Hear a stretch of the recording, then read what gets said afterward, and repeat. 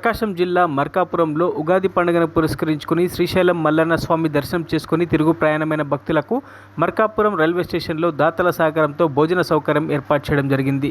ఈ కార్యక్రమంలో భక్తులు అధిక సంఖ్యలో పాల్గొని అన్న ప్రసాదాన్ని స్వీకరించడం జరిగింది.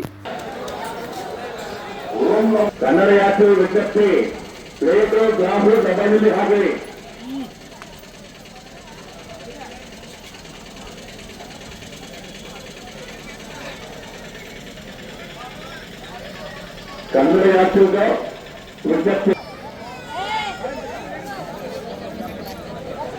నాస్తా ప్లేటు గ్లాసు డబ్బాలు ಹಾಕಿ